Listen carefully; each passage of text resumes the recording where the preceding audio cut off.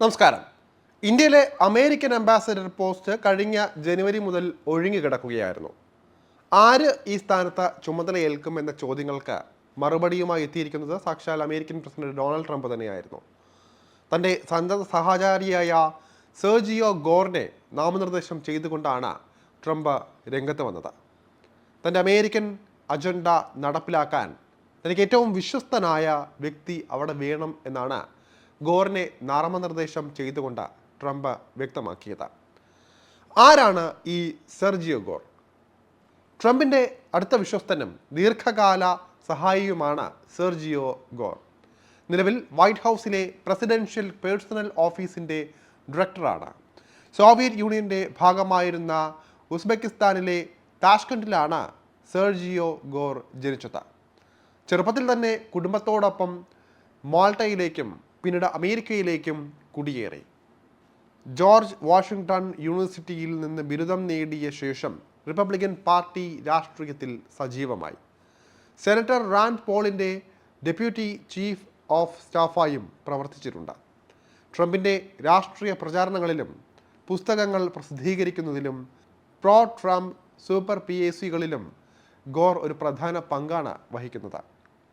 ട്രംപിൻ്റെ രണ്ടാം ഊഴത്തിലെ സർക്കാർ ഉദ്യോഗസ്ഥരെ നിയമിക്കുന്നതിൽ ഗോർ പ്രധാന പങ്ക് വഹിച്ചതായാണ് ട്രംപ് വ്യക്തമാക്കിയിട്ടുള്ളത്. എന്തുകൊണ്ട് സെർജിയോ ഗോർ എന്ന ചോദ്യവും ഇതിനിടയിൽ ഉയരുന്നുണ്ട്. അമേരിക്കയുടെ അജണ്ടകൾ നടപ്പാക്കാൻ പൂർണ്ണമായി വിശ്വസിക്കാവുന്ന ഒരാൾ ഇന്ത്യയിൽ ഉണ്ടാകേണ്ടത് പ്രധാനമാണെന്ന് ട്രംപ് തൻ്റെ സോഷ്യൽ മീഡിയ പ്ലാറ്റ്ഫോമായ ട്രൂത്ത് സോഷ്യലിൽ കുറിച്ചിരുന്നു. ഗോറിനെ ബിഗ് ഫ്രണ്ട് എന്നാണ് ട്രംപ് വിശേഷിപ്പിച്ചത്. ഇത് ഇന്ത്യയുമായി നിലനിൽക്കുന്ന വ്യാപാര തർക്കങ്ങൾ, റഷ്യയിൽ നിന്നുള്ള എണ്ണ ഇറക്കുമതി തുടങ്ങിയ വിഷയങ്ങളിൽ അമേരിക്കൻ താൽപ്പര്യങ്ങൾ സംരക്ഷിക്കുക എന്ന ലക്ഷ്യം ഈ നിയമനത്തിന് പിന്നിലുണ്ടെന്ന സൂചന നൽകുന്നുണ്ട്.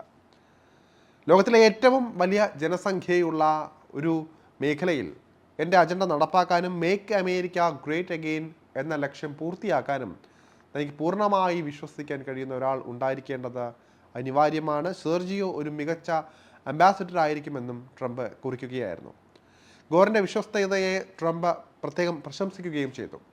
ട്രംപിൻ്റെ ഭരണത്തിൽ വിശ്വസ്തരായ ഉദ്യോഗസ്ഥരെ നിയമിക്കുന്നതിൽ ഗോർ വഹിച്ച പങ്കും ട്രംപ് അംഗീകരിക്കുകയും ചെയ്തു. ഡൊണാൾഡ് ട്രംപും ഇലോൺ മസ്കും തമ്മിലുള്ള അഭിപ്രായ വ്യത്യാസത്തിന് പ്രധാന കാരണങ്ങളിലൊന്ന് സെർജിയോ ഗോറാണെന്നാണ് ചില റിപ്പോർട്ടുകളിൽ നിന്ന് വ്യക്തമാകുന്നത്. സെർജിയോ ഗോറും ഇലോൺ മസ്കും തമ്മിലുള്ള ബന്ധം സംഘർഷം നിറഞ്ഞതാണ്. റിപ്പോർട്ടുകൾ പ്രകാരം മസ്കും ഗോറും തമ്മിൽ മാസങ്ങളായി അഭിപ്രായ വ്യത്യാസങ്ങൾ നിലനിന്നിരുന്നു. വൈറ്റ് ഹൗസ് പ്രസിഡൻഷ്യൽ പേഴ്സണൽ ഓഫീസിൻ്റെ ഡയറക്ടർ എന്ന നിലയിൽ ട്രംപ് ഭരണത്തിൽ മസ്കിൻ്റെ വർദ്ധിച്ചു വരുന്ന സ്വാധീനത്തെ ഗോർ സംശയത്തോടെയായിരുന്നു കണ്ടിരുന്നത്.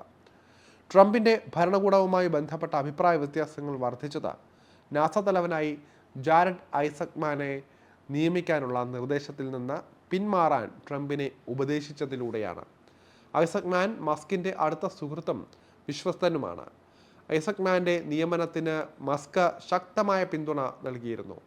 എന്നാൽ ഒരു സ്ഥിരീകരണ വോട്ടെടുപ്പിന് തൊട്ട് മുൻപ് നിയമനം പിൻവലിച്ചത് മസ്കിനെ ഏറെ പ്രകോപിപ്പിച്ചു. ഇത് ട്രംപ് ഭരണകൂടത്തിൽ നിന്ന് പിന്മാറാനുള്ള മസ്കിൻ്റെ തീരുമാനത്തിന് കാരണമായെന്നും പറയപ്പെടുന്നുണ്ട്. ട്രംപിൻ്റെ ആദ്യ ഭരണകാലം മുതൽ ഇന്ത്യയും അമേരിക്കയും തമ്മിൽ വ്യാപാര നയങ്ങളിൽ തർക്കങ്ങളുണ്ടായിരുന്നു. ഇന്ത്യൻ ഉൽപ്പന്നങ്ങൾക്ക് 50% വരെ അധിക നികുതി ചുമത്തുമെന്ന ട്രംപിൻ്റെ ഭീഷണി നിലനിൽക്കുന്നുണ്ട്.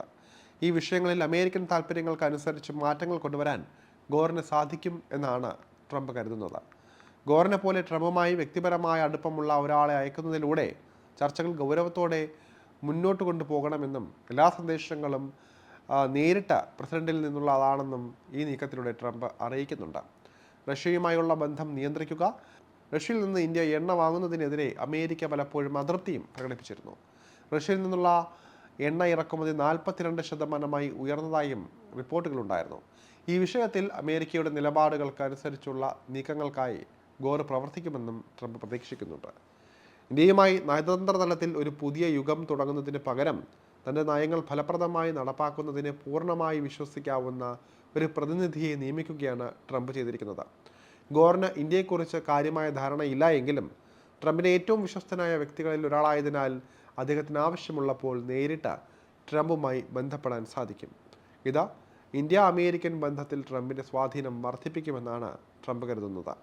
എന്നാൽ റഷ്യൻ എണ്ണയുടെ കാര്യത്തിൽ ഇന്ത്യ ഇതിനോടകം തന്നെ നയം വ്യക്തമാക്കി കഴിഞ്ഞതാണ്. ട്രംപ് ഇനി ആരെയൊക്കെ രംഗത്തിറക്കി അജണ്ടകൾ പരീക്ഷിച്ചാലും അതിൽ പ്രത്യേകിച്ച് എന്തെങ്കിലും മാറ്റമുണ്ടാകുമോ എന്ന കാര്യം സംശയമാണ്.